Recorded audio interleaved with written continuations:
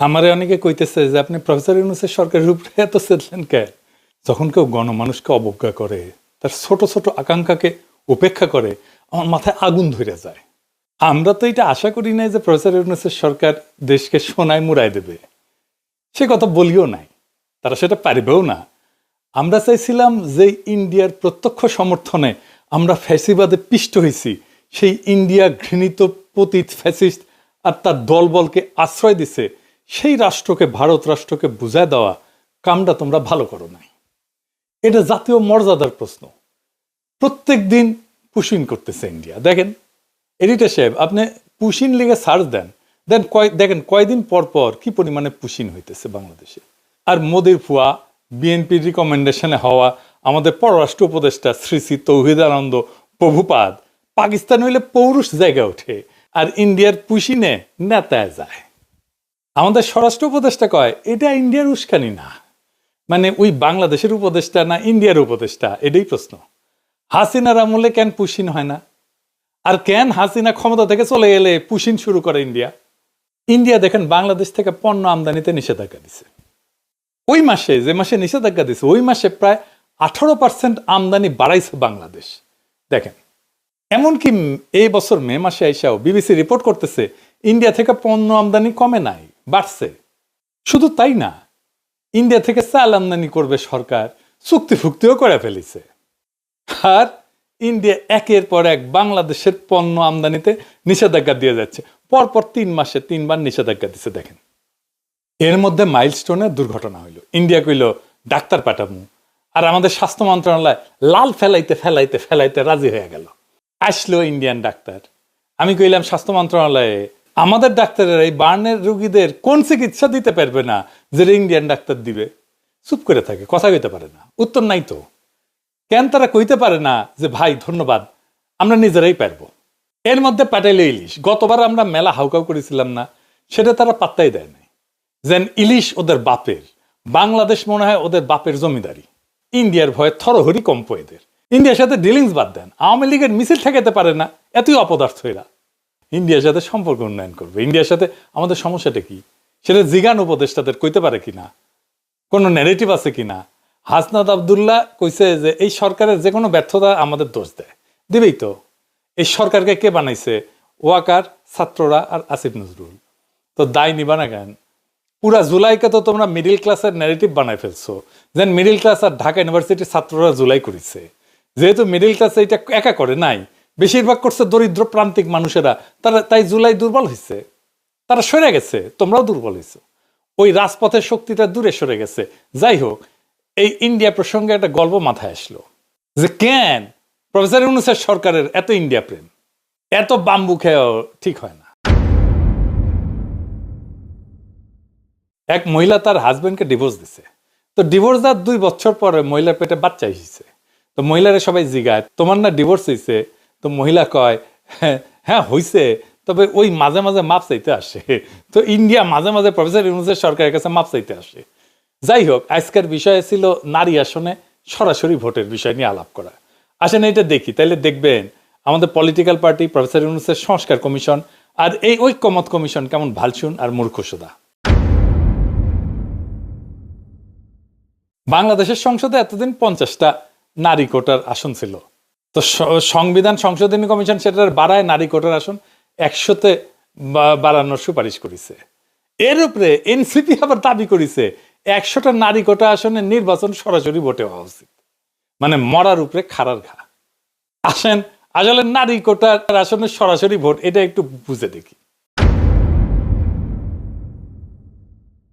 প্রথমত আসি নারীদের জন্য আলাদা কোটা নিয়ে। এটা একটা গোত্র বা গোষ্ঠীর আলাদা রিপ্রেজেন্টেশন কখন দরকার হয়? পৃথিবীর ইতিহাসে কি এমন নজির আছে সে আলাদা রিপ্রেজেন্টেশন দিয়া সেই গোত্র করে কি? খায় না মাথায় দেয়? তারা তাদের কোন পলিটিক্যাল এজেন্ডা বাস্তবায়ন করে? এইসব কি এনসিপি ওরা জানে বা সংবিধান কমিশনের ওরা বুঝে? 2টা গোত্রের আলাদা রিপ্রেজেন্টেশনের সবচেয়ে বড় উদাহরণ আমাদের উপমহাদেশে আছে। ঐতিহাসিক বিভিন্ন সংঘাতের কারণে ব্রিটিশ ভারতের মুসলমানরা অনুভব করে যে সংখ্যাগরিষ্ঠ হিন্দুদের সাথে তাদের স্বার্থ এক না, বরং উল্টা। স্যার সৈয়দ আহমেদ খান বিভিন্ন ঘটনা ব্রিটিশ ভারতে হিন্দুদের হরেক রকমের এজিটেশন দেখা এই ব্যাপারে লেখালেখি করে যান। ভারতবর্ষের মুসলমান নেতাদের মধ্যে যেই ঘটনার ফলে এই উপলব্ধি সবচেয়ে গভীরভাবে প্রভাব ফেলে সেটা হইল 1905 সালের বঙ্গভঙ্গ। এর বিপরীতে হিন্দুদের অ্যাগ্রেসিভ রিয়াকশন দেখে আগুন জ্বালাই দিয়েছিল সারা বাংলায়। এর ফলে 1906 সালের ডিসেম্বর মাসে মুসলিম লীগের রাজনৈতিক আবির্ভাব ঘটে, যেটার ইতিহাস আগের এপিসোডে বিস্তারিতভাবে বলছি। মুসলিম লীগ গঠনের আগে 1906 সালের অক্টোবর মাসে ভারতবর্ষের 35 জন গণ্যমান্য মুসলমান নেতা প্রিন্স আগা খানের নেতৃত্বে সিমলাতে ভাইসরয় লর্ড মিন্টোর সাথে দেখা করতে যান। সিমলায় ভাইসরয়ের প্রাসাদ ভাইস রিগাল প্যালেসে এই মিটিংটা অনুষ্ঠিত হয়। সেই মিটিংয়ে মুসলমান নেতারা সর্বপ্রথম ভাইসরয়ের কাছে মুসলমানদের জন্য আলাদা রিপ্রেজেন্টেশনের দাবি উত্থাপন করে। ভাইসরয়ের কাছে মুসলমান নেতারা একটা অ্যাড্রেস ড্রাফট করে উপস্থাপন করে। সেটা ড্রাফট করছিল বিহারের সৈয়দ হোসেন বিলগ্রামি আর উত্তরপ্রদেশের সৈয়দ মীর মেহেদি আলী, যিনি নবাব মোহসিনুল মুলক নামে পরিচিত ছিলেন আর স্যার সৈয়দ আহমেদ খানের ঘনিষ্ঠ বন্ধু এবং উত্তরসূরি ছিলেন। সেই দাবিতে কি বলা ছিল, তার একটা অংশ হচ্ছে, এটা ইংরেজি যেহেতু কইছে তাহলে ঠিকই কইছে, তবে বাংলা এটা হইতেছে মুসলমানরা একটা স্বতন্ত্র সম্প্রদায় যাদের কিছু অতিরিক্ত স্বার্থ আছে যা অন্যান্য সম্প্রদায়ের সাথে মিলে না, বরং এইসব স্বার্থ যথাযথভাবে প্রতিনিধিত্ব পায়নি। এর ফলে সিমলা ডেপুটেশনে মুসলমান নেতারা ভাইসরয়কে জানায় যে সামনে ব্রিটিশ ভারতের যেই নতুন সাংবিধানিক রিফর্ম বা সংস্কার আইন আসতেছে সেইখানে যেন মুসলমানদের জন্য সেপারেট ইলেক্টোরেট বা আলাদা ইলেক্টোরেট থাকে। অর্থাৎ মুসলমানরা ভোট দেবে মুসলমান আসনে, হিন্দুরা ভোট দেবে হিন্দু আসনে। এটার একটা নাম ছিল রোয়েদাদ। লর্ড মিন্টো মুসলমানদের স্বার্থ রক্ষার প্রতিশ্রুতি দেন এবং 1909 সালে যেই মোরলে মিন্টো অ্যাক্ট পাশ করা হয় ব্রিটিশ পার্লামেন্টে ভারতবর্ষের সংবিধান নিয়ে, সেখানে সর্বপ্রথম মুসলমানদের জন্য আলাদা ইলেক্টোরেট বরাদ্দ করা হয়। এইখানে মুসলমানরা কেন এরকম অনুভব করলো, তাদেরকে হিন্দুরা কি চোখে দেখতো, এসবের ইতিহাসের বাস্তবতা একদম ইতিহাসের বিভিন্ন লিটারেচার যেমন বঙ্কিম, শরৎচন্দ্র, ডিএল রায়, নীরজ চৌধুরী এদের কাছ থেকে কোট করেই প্রমাণ করে দেখানো যাবে, সেটা অন্য আলাপ। এর ধারাবাহিকতা এবং আরো অসংখ্য ঘটনার ফলশ্রুতিতে 1947 সালে পাকিস্তান রাষ্ট্রের আবির্ভাব ঘটে। এছাড়া আর একটা উদাহরণ আছে বেলজিয়ামে। বেলজিয়ামের দুইটা গোত্র আছে, ওয়ালুন যারা ফরাসি ভাষায় কথা বলে, আর একটা হচ্ছে ফ্লেমিশ বা যারা ডাচ বা ওলদান ভাষায় কথা বলে। ফেডারেল পার্লামেন্টে এই দুই গোত্রের রিপ্রেজেন্টেশন সেপারেট, তাদের আলাদা আলাদা সিট মানে সেপারেট ইলেক্টোরেট। এছাড়া এদের নিজস্ব আলাদা পার্লামেন্টও আছে, মানে খালি ওয়ালুনদের জন্য পার্লামেন্ট আর খালি ফ্লেমিশদের জন্য পার্লামেন্ট।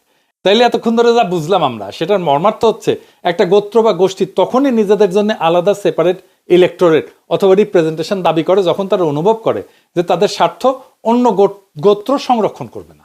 তারা অন্য গোত্রের মানুষকে বিশ্বাস করে না এবং অন্য গোত্রের মানুষ যা করবে যে সেটা তাদের স্বার্থের ঠিক বিপরীত হবে। এখন এই যে নারীদের জন্য আলাদা সংরক্ষিত আসন, এটা তো একটা হাসজারু মার্কা আলাদা রিপ্রেজেন্টেশনের বুদ্ধি, একদম টিপিক্যাল বাঙ্গু প্রগতিশীল মার্কা বুদ্ধি। কিরকম প্রগতিশীল, এই যে দেখেন দিল্লির মালমতিগঞ্জ প্রথম আলো এটার একদম ডাইহার্ট প্রমোট করে। মতি মাহফুজ আমাদের যা করতে বলবে আমাদের বাই ডিফল্ট সেটার উল্টা কাজ করা উচিত। আসেন এটার ভিতরের বিষয়টা একটু বুঝে দেখি। নারী আর পুরুষ কি রাজনৈতিকভাবে আলাদা গোত্র বা গোষ্ঠী? কখনোই না, হতেই পারে না। এটার উদ্ভট অসম্ভব প্রস্তাবনা। সেপারেট বা আলাদা রিপ্রেজেন্টেশনের প্রশ্ন তখনই ওঠে যখন কোনো গোত্র বা গোষ্ঠী রাজনৈতিক বা পলিটিক্যাল দৃষ্টিকোণ থেকে নিজেদের স্বার্থকে অন্য গোষ্ঠীর স্বার্থ থেকে আলাদা বিবেচনা করে। একটা রাজনৈতিক মতাদর্শ বা ফিলোসফিতে নারী পুরুষ উভয়ে একই সাথে পার্টিসিপেট করে। যেমন আওয়ামী লীগের রাজনৈতিক মতাদর্শ কি, সেটাও কন ভারতের পাঁচাটা, তাই তো, আর 71-এর চেতনা।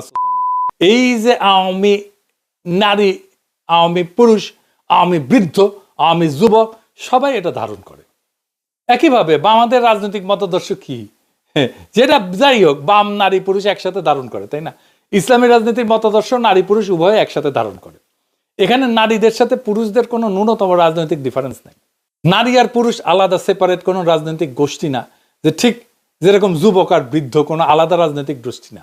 কাউকে কি কোশ্মিন কালেও কোনো প্রস্তাব আনতে শুনছেন যে বৃদ্ধদের জন্য আইনসভাতে আলাদা সিট লাগবে, 40 থেকে 50 বছর বয়সের জন্য আলাদা সিট লাগবে, 20 থেকে 30 বছর বয়সের জন্য আলাদা সিট লাগবে? না, শুনেন নাই। তো এটা বলার সময় আমার ভয় লেগেছে যে কওয়া যায় না বাঙ্গুলেন তো সবই সম্ভব, হয়তো সামনে কেউ এরকম দাবি তুললেও তুলতে পারে, অথবা আর এরকম উদ্ভট দাবি উঠতে পারে। যেমন যে সমস্ত মেয়েদের চুলের রং সোনালি আর ব্রুনেট, যাদের চুলের রঙের গাঢ় বাদামি, তাদের জন্য আলাদা আলাদা সিট লাগবে। যদিও বাংলাদেশের অধিকাংশ মেয়ের চুলের রং কালো, কিন্তু পাশ্চাত্যে কিন্তু ব্লন্ড আর ব্রুনেটদের মধ্যে রেশারেশি আছে, এখন এই বাঙ্গু লজিকে চুলের রং অথবা চোখের রঙের উপরে ভিত্তি করে তাহলে সংসদে আলাদা সিট থাকতে পারে। নারীদের রাজনৈতিক পরিচয় আর স্বার্থ কি পুরুষদের থেকে আলাদা? না, একদম না।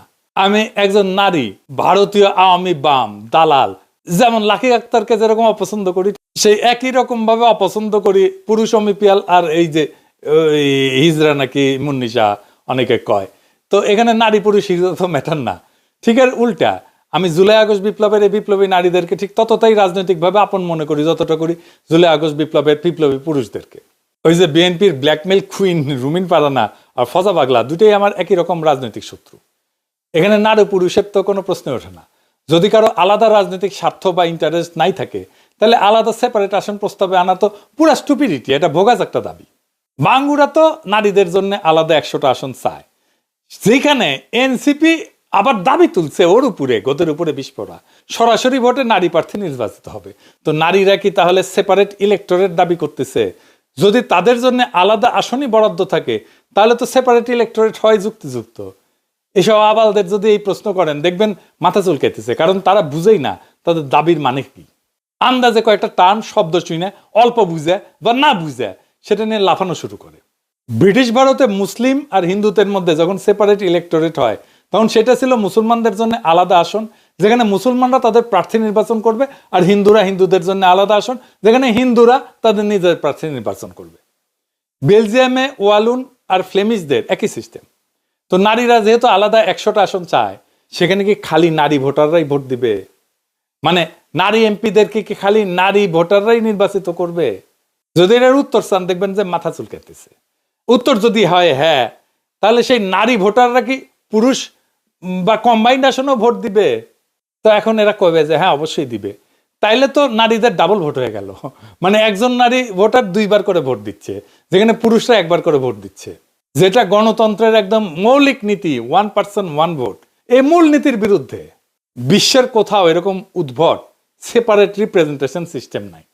আর ধরেন যদি এটা সেপারেট রিপ্রেজেন্টেশন সিস্টেম হয় তাহলে নারী তো অর্ধেক বাংলাদেশের, তো 300 আসন পুরুষের আর 100 আসন নারীর, এটা কোনো ইনসাফ হইল?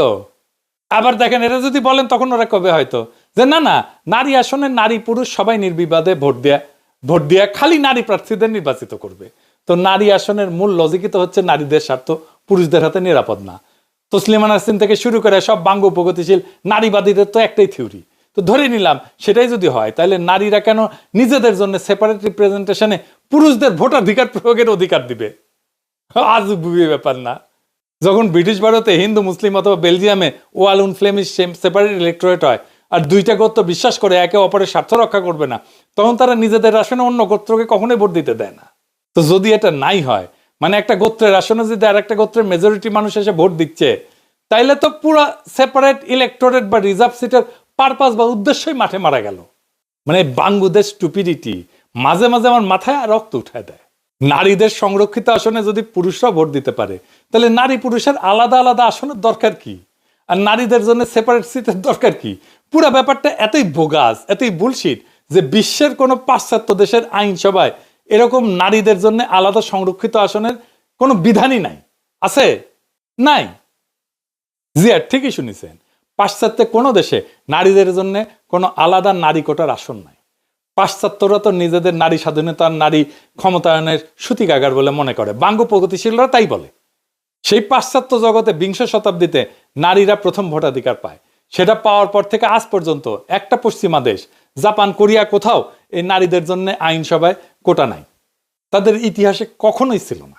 আমেরিকা বলেন, কানাডা বলেন, ইংল্যান্ড বলেন, অস্ট্রেলিয়া বলেন, ইউরোপ বলেন, কোথাও এই বোগাস সিস্টেম নাই। তো বাঙ্গু প্রগতিশীলরা তো ক্যাথলিকের চেয়ে তো মোর পোপ হইল। মানে কেউ যদি নিজেকে পোপের চেয়ে বড় ক্যাথলিক মনে করে, এইসব আতেলদেরকে বলা হয় মোর ক্যাথলিক দেন পোপ। তো বিশ্বের নারীদের জন্য কোটা আসন কোন কোন দেশে আছে জানেন? শুনবেন? আসেন এটা শুনি। নামগুলা কিন্তু মজার: Rwanda, Uganda, Bangladesh, Nepal, Pakistan, Jordan. বাঙ্গুল্যান্ডকে তো অনেকে উগান্ডার সাথে তুলনা করে, সেটা যে একেবারে ভুল তা কিন্তু না। মানে সব তৃতীয় বিশ্বের দেশ যেখানে বোকাচোদা মতিকণ্ঠ মার্কা প্রগতিশীল আলগা নারীবাদীরা আছে, সুলতানা কামাল চক্রবর্তী, রাশেদা চৌধুরী, খুশি কবির, তসলিমা নাসরিন, এই সমস্ত কপালে বড় বড় টিপ পড়া নিরেট বুদ্ধির মালগুলা গোজামিল বয়ান গিলাইছে জাতিকে, সেই জায়গাতে আছে এগুলা। সামনে যে নতুন বাংলাদেশের স্বপ্ন আপনারা দেখি, সেখানে সংসদে আইনসভায় এসব বোগাস নারী কোটার কোনো আসন থাকবে না। পুরা নারী কোটার আসনকে এরা অ্যাবলিশ করে দেওয়া হবে, জয় বাংলা করে দেওয়া হবে। আইনসভা বিষয়ে আমাদের পজিশন খুব সিম্পল, কোনো পিয়ার না, কোনো উচ্চ কক্ষ না, কোনো নারী কোটা না, তিনটা। তো ফাইনালি যেটা আবার আগের কথায় ফিরে আসি, ওই যে কইছিলাম যে আমাদের জাতীয় মর্যাদা ওইটা বিক্রি হবে না, এটা আমাদের শহীদের রক্তে কেনা। আজকের শপথ হোক, আমরা চাই মর্যাদার দেশ, শির দ্বারা উঁচু করার মেধাবী নেতৃত্ব, আর এমন একটা রাষ্ট্র যেখানে প্রত্যেকটা সিদ্ধান্তের কেন্দ্রে থাকবে জনগণ, আর শুধু জনগণ। এই পথেই বাংলাদেশ হবে সত্যিকার অর্থে স্বাধীন, মর্যাদাবান এবং গণতান্ত্রিক। ইনকিলাব জিন্দাবাদ।